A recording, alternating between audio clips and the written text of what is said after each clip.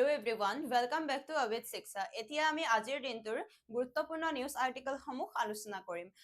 আজি আলোচনা কৰিবলৈ লোৱা টপিক সমূহ হৈছে প্ৰথমটো হৈছে new guidelines on Vande Mataram আৰু সেকেন্ডটো হৈছে judicial drift in special intensive revision অৰ্থাৎ SIR hearings, then revision of CPI অৰ্থাৎ কনজিউমাৰ প্ৰাইচ ইনডেক্স বেসড ইয়াৰ।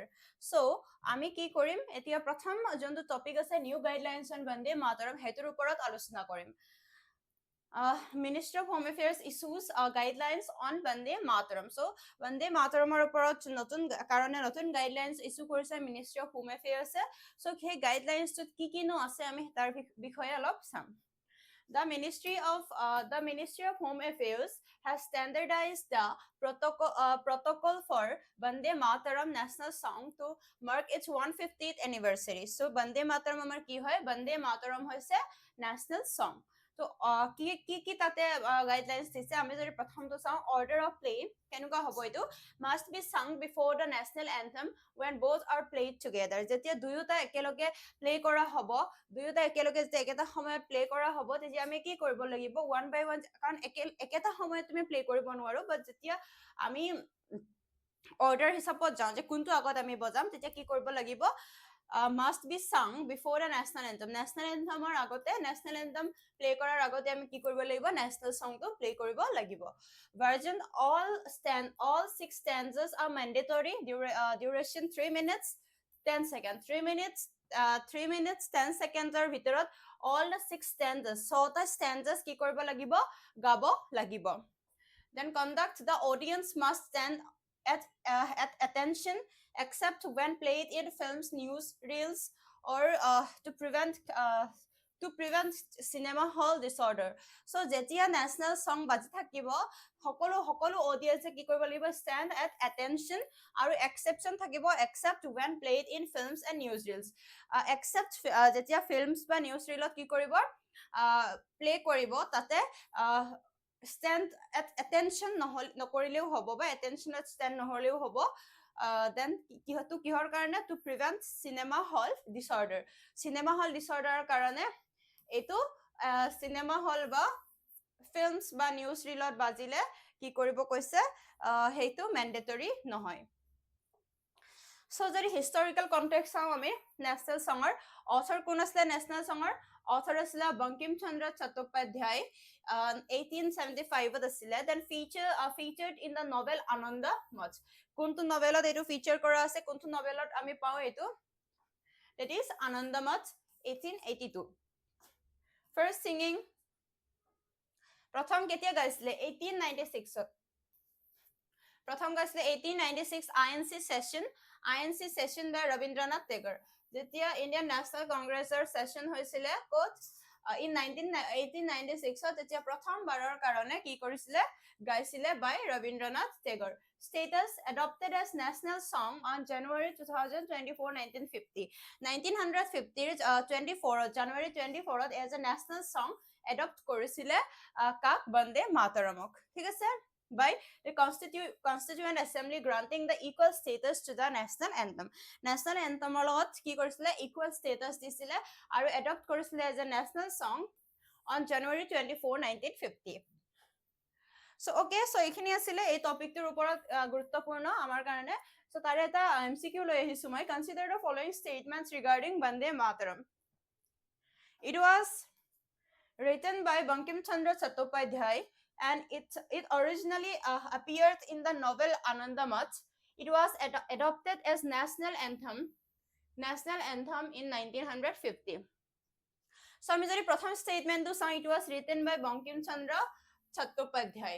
So etu correct hoy Bankim Chandra Chattopadhyay লিখিছিলে and originally appeared in the novel Anandamath. Yes etu correct hoy originally it is appeared in the novel Anandamath. It was adopted as India's national anthem. National anthem hoy na national song hoy. It was adopted as India's national song, not anthem in 1950. So eto statement wrong hobo. So amar juntu option hobo correct hobo hetu hobo 1 and 2. Option A 1 and 2. So ajir dityo topic to hoise judicial drift in the special intensive revision hearing আমি যদি hearing দেখো বা ছাৰৰ যদি হিয়াৰিংছ বিলাক দেখো আমি তাতে দেখিবলৈ পাওঁ কি জুডিচিয়েল ড্ৰিফ্ট এটা জুডিচিয়েল ড্ৰিফ্ট নো কি হয় ছাৰনো কি হয় তাৰ বিষয়ে আমি অলপ জানাম যিহেতু এইটো খুব নিউজত থকা ভাৰতৰ কেইবাখনো ষ্টেটে এইটো অলৰেডি এডপ্ট কৰিছে আৰু খুব নিউজত থকা টপিক সো ইয়াতে আমি জানিম যে ছাৰ কি হয় বা জুডিচিয়েল ড্ৰিফ্ট কি হয় আৰু সেই ছাৰৰ হিয়াৰিঙত আমি কেনেকুৱা ধৰণৰ জুডিচিয়েল ড্ৰিফ্ট দেখিবলৈ পাইছো ৰিসেন্টলি ওয়েস্ট বেংগল CM যেহেতু এটো এডিটৰিয়েলত আছে তো এডিটৰিয়েলত আছে আৰু সৌৰভ গৰ্গে লিখিছে তো তেখেতেনো কি কি ইয়াৰ বিষয়ে লিখিছে আমি অলপমান চাম ঠিক আছে recently West Bengal CM Mamata Banerjee personally appeared before the Supreme Court she appeared before the Supreme Court to challenge procedural infirmities in the special intensive revision of electoral rules electoral roller junto special intensive revision hoy ase tare karone recently West Bengal CM Mamata Banerjee Supreme Court er agot she personally appeared thik ase what is special intensive revision কি হয় sir কি হয় সবে sir কৈ আছে সবে special intensive revision কৈ আছে এতনো কি হয় সো লিগ্যাল বেসিস যদি আমি সং conducted by the election commission of India কোনে কন্ডাক্ট করে Election Commission of India under Section 21(3) under Section 21(3) of the Representation of People's Act কোনে কৰে Election Commission of India conduct কৰে কোনটো সেকশনৰ আন্ডাৰত 21(3) কিহৰ Representation of People Act তাৰ under 1950 তাৰ আন্ডাৰত কি কৰে কন্ডাক্ট কৰে Election Commission of India Article 324 of the Constitution. Article 324 and Section 21(3) of Representation of People's Act of 1950 tare andarat Election Commission of India ki kore conduct kore sir ba special intensive revision.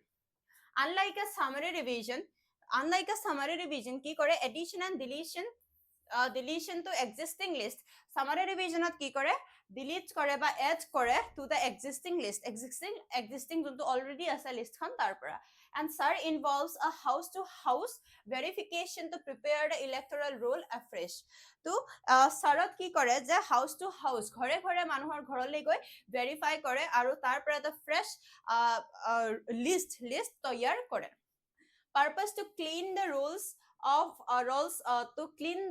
rolls of duplicates deceased voters and non-citizens to ensure electoral integrity যোনবিলাক মানুহৰ death হৈ গল and যোনবিলাক মানুহ non citizen হয় আমাৰ ইণ্ডিয়াৰ citizen নহয় বা যোনবিলাক ডুপ্লিকেট ভোটাৰ নাম আছে সেই সকলোবিলাক গুচাই এটা প্ৰপাৰ এটা অথেন্টিক ভোটাৰ লিষ্ট বনাব কাৰণে এই সাৰটো কন্ডাক্ট কৰা হয় So understanding the judicial drift যেহেতু আমাৰ টপিক তো আজি কি হয় যে judicial drift দেখা পোৱা গৈছে সাৰত ঠিক আছে সাৰৰ হিয়াৰিংত সো কেনে কি হয় judicial drift কি হয় আৰু কেনে কিয় দেখিবলৈ পাইছো হেতু আমি গৌতম ভাটিয়া যোনে নেকি আৰ্টিকেলটো লিখিছে তেওঁ আৰ্গিউ কৰিছে যে the Supreme Court is undergoing a drift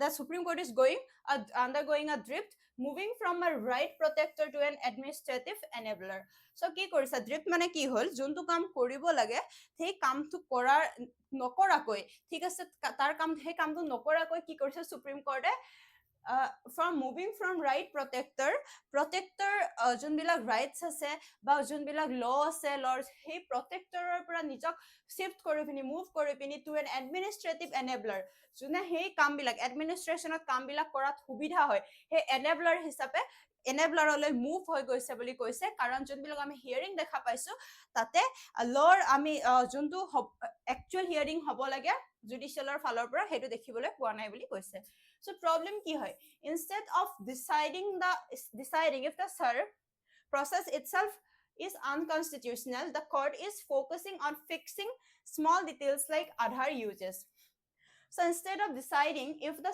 process itself is unconstitutional হয় নে নহয় হেতু decide নকৰা কৈ কি কৰিছে court focusing on fixing small details like Aadhaar card যোনবিলাক small details আছে then judiciary is focusing on fixing those things judicial evasion by not ruling on the core issue promptly the court allows the executive to complete the process.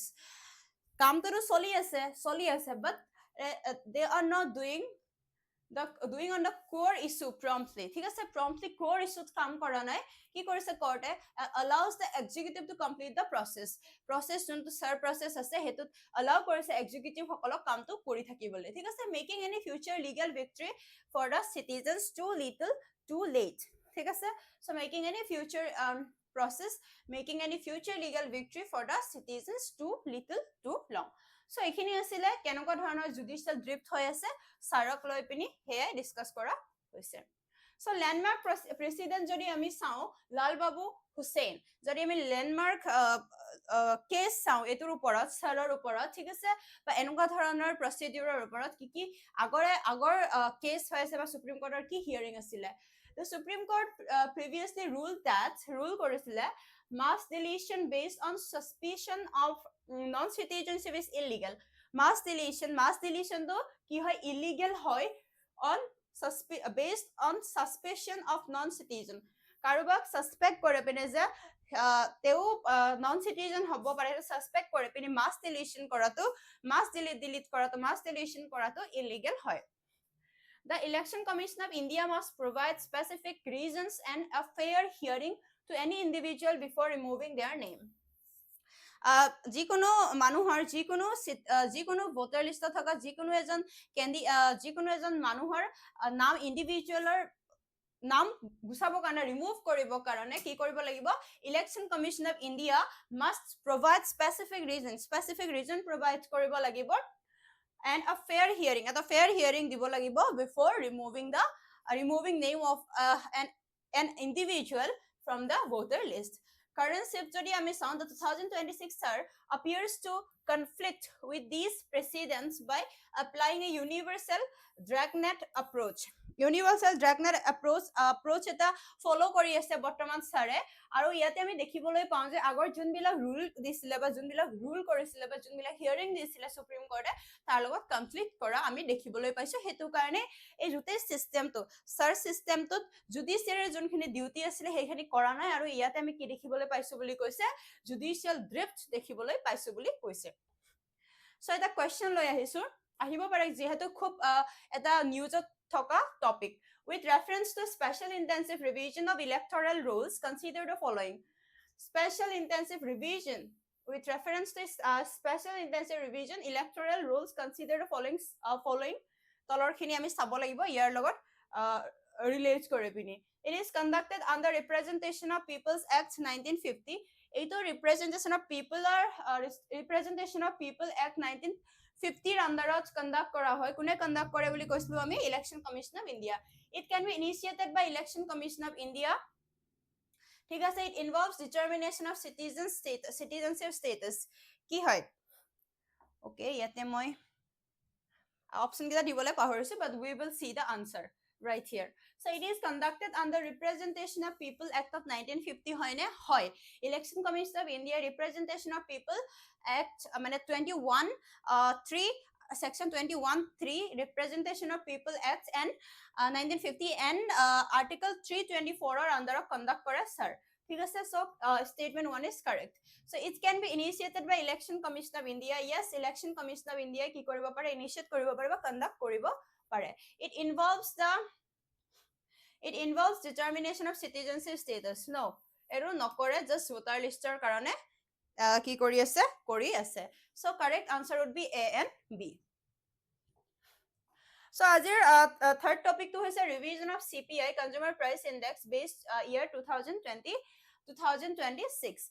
So revision কৰা হৈছে CPI Consumer Price Index ৰ base year। তো কি কিনো আছে ইয়াতে কি আছিলে হেতু বস্তু এতিয়া আমি চাম। So the current CPI was based on 2012 data, which is over a decade old।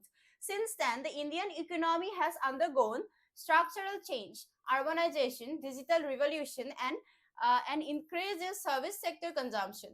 A base revision ensures that the basket of goods reflects what an average Indian household actually buys today।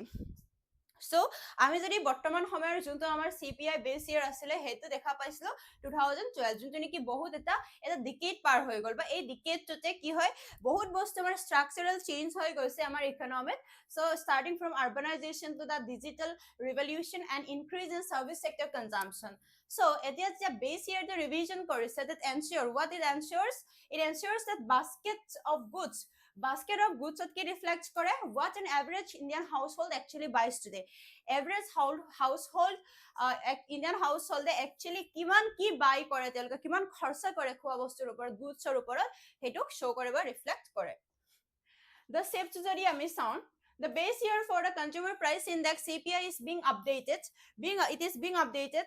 from 2012 to 2024 it is being updated from 2012 to 2024 monot rakhibo yetu this is based on the recent household consumption expenditure based on what household consumption expenditure